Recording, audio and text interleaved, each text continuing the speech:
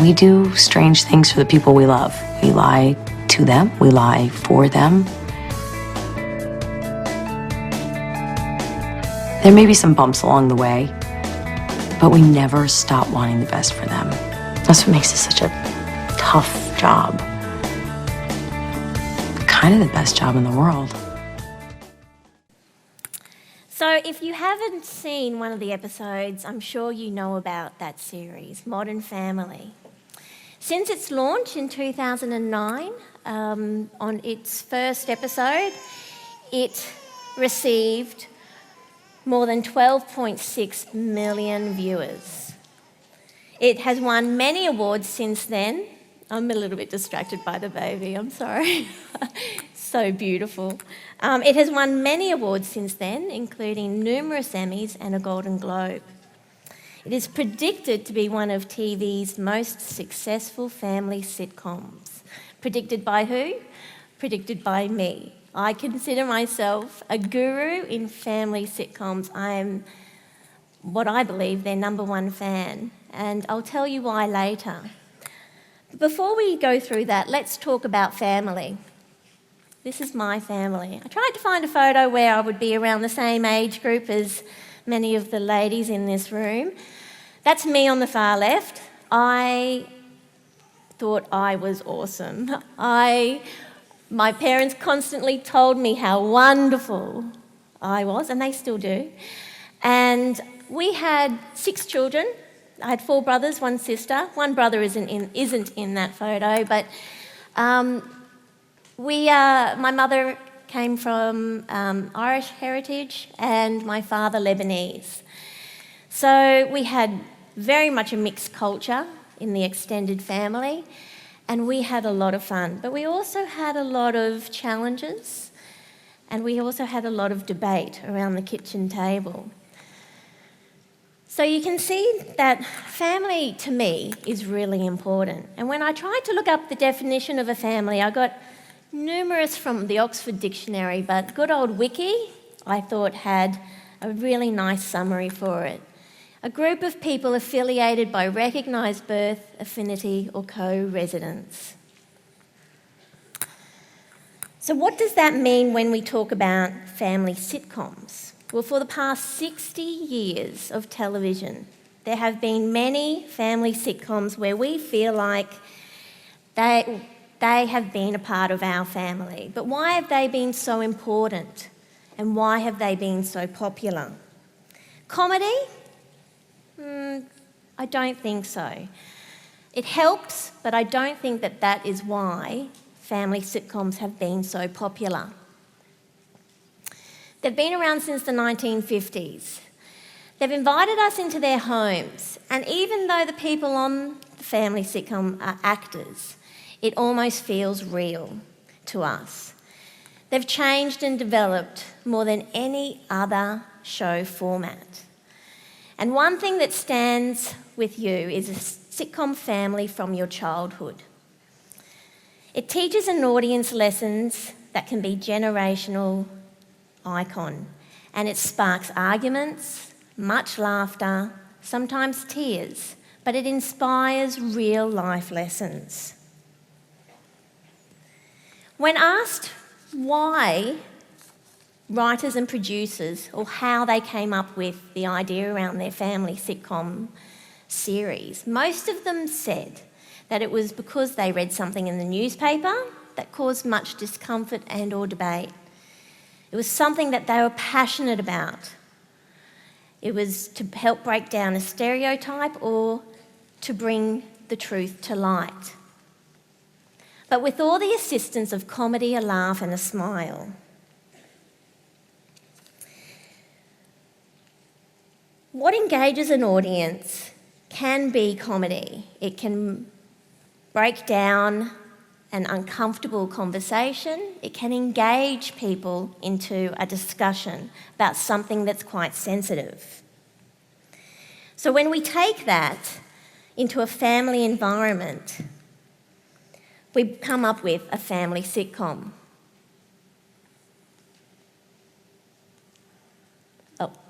Here are some examples of some that my parents have grown up with, and I have grown up with. Now, some of you may have seen some reruns on TV, but these have been the ones that have been the most popular over the past 60 years. You can see that it comes in all different forms and formats, but the average lifespan of a family sitcom is around 8 years, and normally they don't last more than 10 years because the family grows up. Things that have brought up through these family sitcoms are very topical in the moment. So you can have in the family environment, you have siblings squabbling, children going through puberty or relationships. We've got parental issues, sometimes parents debating over a certain topic. And of course, people trying to fit in. But most of all, they bring out topics around society. In the past, family sitcoms have addressed issues around racism and civil rights. They've addressed issues around single parenting, women in the workforce, disability and depression, same-sex relationships and divorce. And I want to walk you through some of those now. Leave It to Beaver was your typical nuclear family, and it was one that really launched the popularity of family sitcoms. When you took the nuclear family into Happy Days and you extended it out to Friends, the person, surprisingly, in Happy Days that became the most popular was the Fonz. And they didn't predict that. They thought the whole show would be around Richie Cunningham, the son. But the Fonz actually became the most popular character in that series. And so they made the Fonz, who was very cool, come out with a lot of discussion about topical issues, including civil rights, employing disabled workers. So the Fonz actually led a lot of social justice and advocacy rights through that era. Now, if you haven't heard of the Brady Bunch, then I don't know where you've been the last 30 or so years. I grew up with reruns of the Brady Bunch. I know every character and I know the song, and I'm sure that some of you could recite them today. The interesting thing that a lot of people don't know is that even though the father is a widower, the mother was actually written as a divorcee. But they were worried about it causing too much controversy that they kept that quite hidden. Different Strokes was an interesting one because it came at a stage where a lot of orphanages around the world were closing down, and they were looking at how they could increase the amount of programs for foster families. Different Strokes merged two very unlikely families together. You can't really see it, but the gentleman in the middle is a millionaire in the show, and the two young boys, their mother worked for him. And when she passed away, he brought them into his house and eventually adopted them. So the show centred around how these two merged families came together. Family Ties was a fantastic merge from the hippie era. The parents were definitely hippies, moving into a very political era. And so that taught a lot of lessons around that. And then there's a few others. Everybody Loves Raymond was a great show of introducing the annoying in-laws. Some others to note include those listed there. You'll notice that the 80s and 90s especially were very, very popular for family sitcoms, and then they dropped out around the end of the 90s. The main reason being is reality TV shows took over. And now, when we really think about reality TV, there's a lot of shock value and there's a lot of extremism in reality TV, which makes me question, is it really reality TV? The people may be real, but do we really actually watch those shows and think and engage as that's part of our life? To me, I find family sitcoms more reality TV than what is defined as reality TV today. So here we have Modern Family. Modern Family took TV by storm. I like to call it Modern Tree sitcom. I thought I was pretty clever coming up with that. And it's genius. It's taken the formula of not only one family, but the extended family. It keeps that nuclear traditional family, but it also balances it out with the new forms of family and how these three different families love and learn together. It shows the importance of family and knowing that everyone else's family might just be a little bit crazy too.